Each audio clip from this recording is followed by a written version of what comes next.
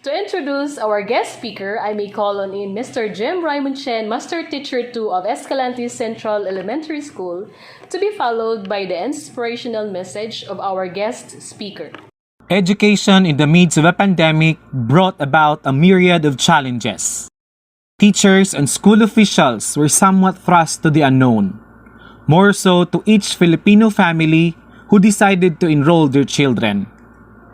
Distance learning is the only feasible option in the absence of face-to-face classes. In an archipelagic country as the Philippines, the deterrents are quite unsurmountable. If there is a will, there is a way. At SS, the offline modality is the specific response to the challenges of distance learning, such as unstable internet connectivity and environmental degradation, to name a few. Today, allow me to mention about a person who primarily believed and supported our modality, and she is a family. And when we speak about family, unconditional love and support thrive. For someone who is successful is worthy of our emulation. When that someone knew that her success is because of her roots and where she came from, she deserves a bucketful of respect and admiration. An ISIS alumna, she was the valedictorian of class 1999. She repeated this when she graduated at the top of her class during high school, way back on 2003 at Escalante National High School. She enrolled at University of St. La Salle Bacolod, took up accountancy, and graduated with the second highest Latin honors, magna cum laude. Her exemplary educational background brought her to boardrooms and stellar offices. A premier accounting firm as senior director at Cecep Gores Vilayo or SGV and Company. Finance head of a realty company, Vistaland Corporation. And chief executive officer of a trading company, 1803 Trading, which supplies clothes to malls and high-end clothing stores, such as Mom, Vanguard PH, Get Spotted, Robinson's Department Store, and Vogue Group. On June 12 of the year 1986, 3 months after the EDSA People Power Revolution, the couple Timoteo Pu and Jenny Rolio became brand new parents to a baby girl. She is now the beauteous wife to Raymar De Leon and a doting mom to Ravi and Raise. Dreams are free, and when you do, dream big. When you have already found your pot of gold at the rainbow, do not ever forget to trace and walk back to your roots. Ladies and gentlemen, our graduation speaker, my dearest friend, Miss Christine De Leon. To Miss Clarissa Zamora, to Attorney Franco, to Dr. Ivy Joy Torres, to Dr. Mark Anthony Tan, and to Sir Aligato, to all the teachers, the parents, and to the graduating students, a pleasant day to all of you. First of all, I would like to thank Sir Jem and Sir Oscar for inviting me to be your graduation speaker for today. They're actually two of my closest friends. We have been friends through thick and thin, as in literal. Sa una, mga niwang pa me. Karon si Sir Oscar na lang ang niwang, no? When they asked me to speak as a graduation speaker, what I immediately thought was, when I was at your place like several years ago, unsa man akong ginahuna-huna. All I could remember, I was excited because I heard that the previous mayor, ang mayor naman sa una, si Mayor Ponsica, they said that he would give cash daw. Well, the graduation ceremony was ongoing and rites were ongoing. Ang nasa kong huna-huna was, how much kaha ang ihatag ni Sir Ponsica, no? And what will I buy with the with what He will give us. So that was what was in my mind at that time. Not a very good example. So I thought today, no, I'm not gonna be giving cash. Pwede mo kapain ni Sir Jem o si Sir Oscar, sila ni dagag kwarta, but I'm hoping to give this speech as brief, as concise as possible. Already live in a TikTok era where our attention span is just so short. First of all, I know that you have heard of this 1,000 times already today, but congratulations. Challenging year for the academe of what happened. Your teachers and your school has really been so good at adapting this online learning thing. Adapt na ta. Although it was challenging, mga internet, gadgets, the recording of the lessons, I have seen the struggles of your teachers. And I know that it was also hard on your part as well because nasanay jud that we are in a classroom, but you know, today marks your victory because you are finally graduating. So I'm sharing with you three of the biggest lessons that I have learned so far, which I hope will help you in your future journey. Your life is about to change, and I hope these three lessons will guide you. So the first lesson, that hold on to that dream. Hold on to that dream, because one of my favorite quotes, life without dream is like a bird without wings, no, so you cannot fly. For sure, right now, you have a lot in your mind about what you want to accomplish. So some of you might want to be a nurse, a teacher, a doctor, a businessman, an accountant. So you have your dreams. We all have dreams. It's a human nature to have a dream.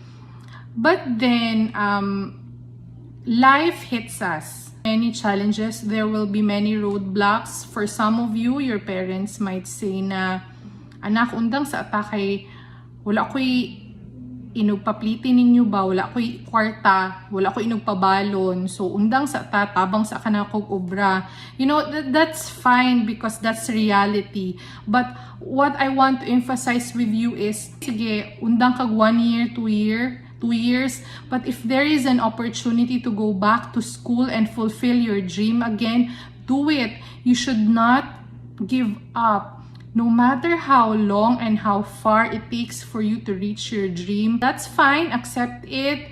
Fulfill your responsibility, and then when that time comes na you can already pursue your dream, do it. Hold on to that, because the difference between a successful person and a non-successful person is not talent, it's not intelligence, because I believe that we are all equal in that term. It's just your attitude, the way you see things. So as long as you hold on to that dream, bisag kung say matabo, this is my dream. I will stop school because I need to work, but I will still chase that dream. So mauna nga ako ang message ninyo. When I was still your age, grade 6, I could remember I didn't know what I wanted to be then. Wala ko idea what I wanted to take in college. Basta my goal was just one thing. I wanted to make my parents proud. I just want them to be proud of me. And the only way that I can be sure that they will be proud of me is if I become successful. And back then, I thought being successful means having a lot of money. And eventually, I realized na dili di ay. Being successful means realizing your full potential. Realizing your full potential. Being who you should be and being who God wants you to be. So that is for me the definition of success. Which leads me to the second lesson. Don't ever compare yourself with other people or other persons. What you should be comparing is who you were yesterday and who you are today. Yourself, not improving, not being better sa imong classmate, not being better sa imong silingan, but being better of who you once were. Would you say that doctors are more successful than than teachers? Or would you say that businessmen are more successful than engineers? No, because doctors are called to heal. Teachers are called to teach. Businessmen are called to innovate, and engineers are called to build. We all have different callings, and it's up to you, not your classmate, not your neighbor, to find out kung unsa ang imuhang calling. And you will know that you have fulfilled that calling because you are happy. You are happy, but you always make a progress of yourself. So, kung kinsa ka or unsa ka 5 years ago or last year, you should be a better version of yourself right now.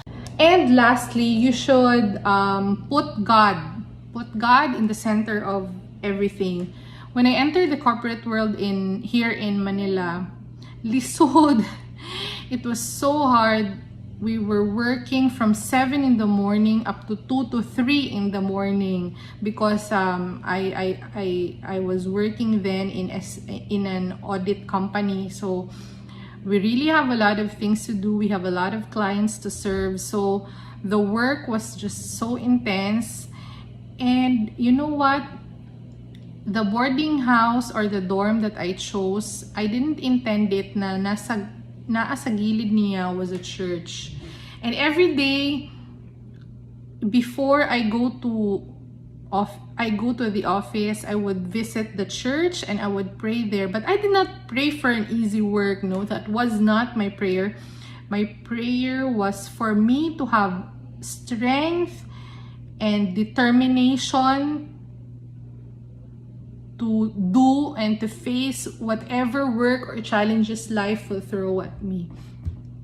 So that was my daily prayer. Every day, walang palya. Before I go to the office at 7, I would pass there, I would kneel and I would pray. Lord, I encounter something hard, I would ask for God's guidance and God's blessing. Kahit nung college, I was a scholar, no? But my scholarship was so hard, I was required to maintain a GPA of 94 for me to have 100% scholarship pala, wala ako'y bayad. I ato ko sa church and I would pray intently, Lord, please give me patience and strength to always study para maanuhan akong lesson because the fear is real. If mawala akong scholarship, we will not be able to afford LaSalle. So because of that scholarship, I was able to finish accountancy and si God ang nasa tunga ato tanan. Life will not be as hard as it is because life is hard if you put God in the center. So I'm not here to preach you guys, but you will each have different roads that you will take. It will be completely different from mine, but I hope that these 3 learnings will guide you along the way. You will learn a lot, you will learn more, there will still be a lot of lessons, but I hope that these 3 things will guide you in your journey. Always hold on to your dream, no matter how long it will take for you to reach there. You will reach there as long as you hold on to that. Number 2, do not compare yourself with others. Always compare yourself to who you once were so that you will always have improvement, self-improvement. And number 3, always put God in the center of your life and in the center of everything that you do. Because if you will always remember these 3 things, you will be who you are destined to be. You will be who God created you to be, and you will surely be successful. Congratulations, my dear graduates. Hope to see you around and always take care. Thank you.